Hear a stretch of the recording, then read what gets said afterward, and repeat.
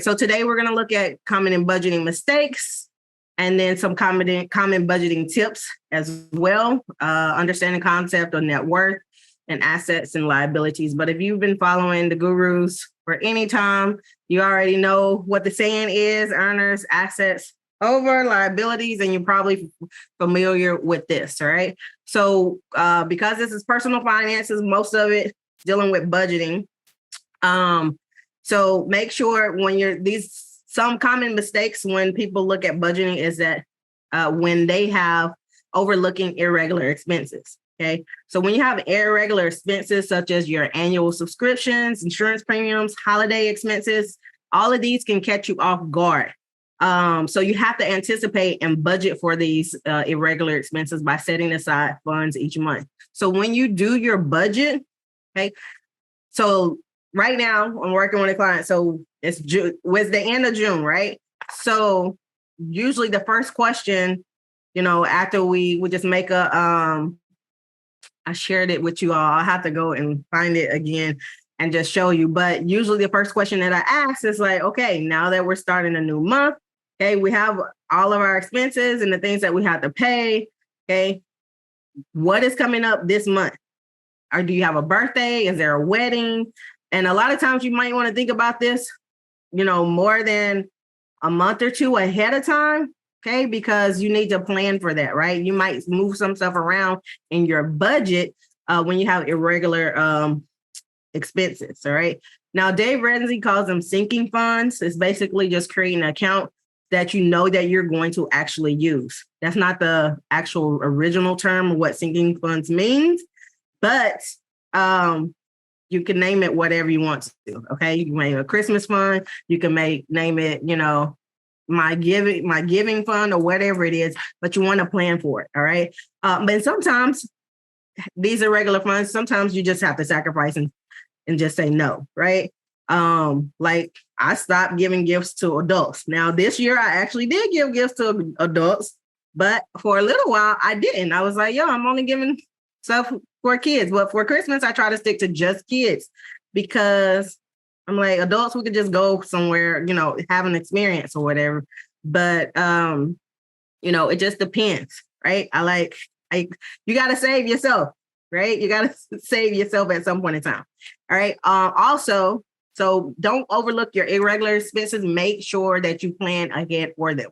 You got to pay for your car every year, right? Like you have to have your car inspection. Well, in Texas, we have to have our car inspection, and then we have to go get our registration papers renewed.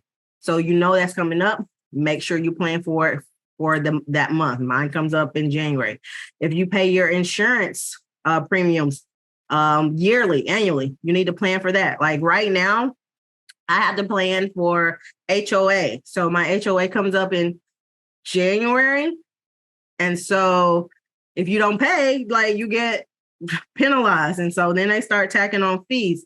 So instead of me having to pay $600 or whatever it will be next year, I plan for whatever it was this past year. I plan for it to at least have, all of what it was required. And so I can save like $50 a month.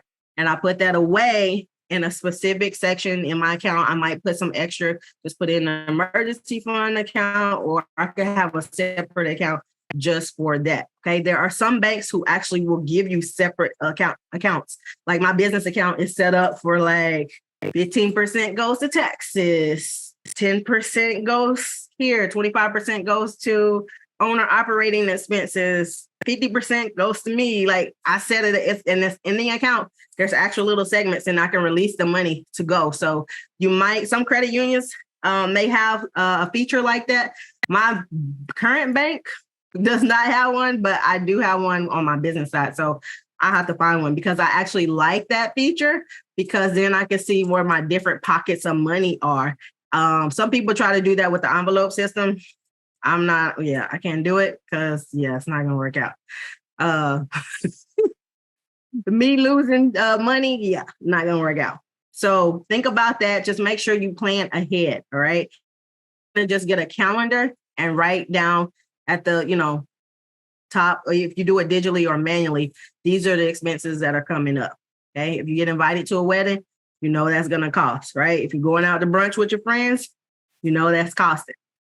You're going on vacation, family vacation. You know how your family is. All right. We know who's paying for it. Who's paying for what? Okay. Also track another mistake is not tracking your expenses so accurately. So make sure you do that. So it's going to be clear. It's going to be essential to have a clear understanding of where your money's going. So you want to keep record of all that. Okay. Even the small purchase and that discretionary spending. Pocket money counts.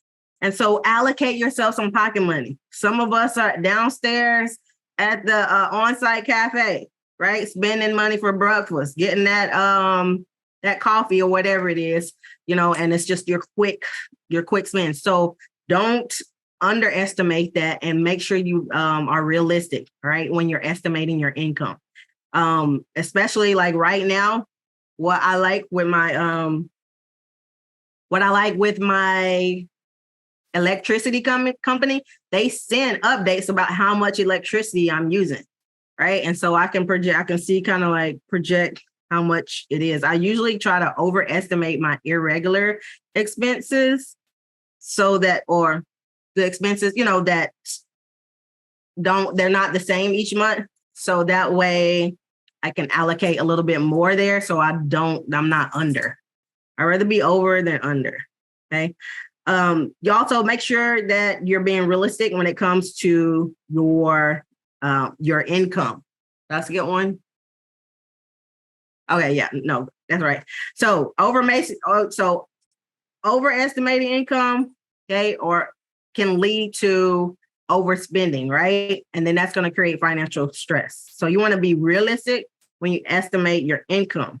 So you want to consider fluctuation or if you have irregularities. And so I did do a video about if you make irregular income, you have to be ahead of everything. So you want to make sure that you pay your bills ahead. Like real estate agents, they may not get paid every month, right? So they have to be good at budgeting and planning because they get that lump sum maybe in the month of, January, February, but they might not make anything in March, right?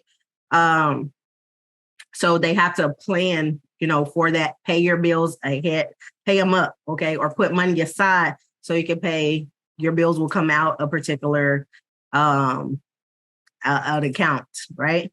So it's better to be conservative in your income projections than to avoid relying on money that may not actually materialize, okay?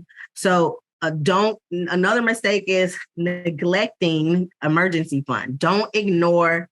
Look, yeah, this is like my big thing. Like, don't ignore how important the emergency fund is. It is important. It allows you to keep tracking, going to doing your goals.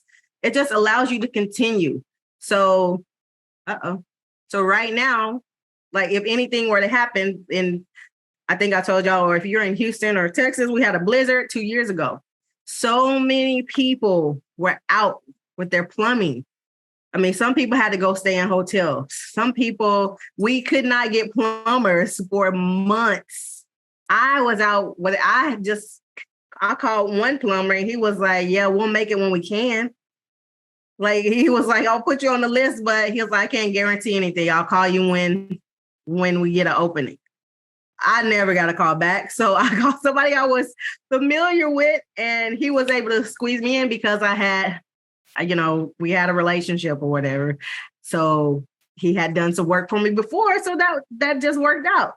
But I mean, if I didn't have the money to pay, I would just be out, right? Because a lot of times, some it depends on what it is. Because like even when I had my AAC, like he didn't take like credit card or anything. So he wanted cash. And so we have to be prepared for certain things like that. Okay. Which, I mean, we're credit gurus in this group. So I know y'all know how to liquidate a credit card. So that was no problem. That was no problem.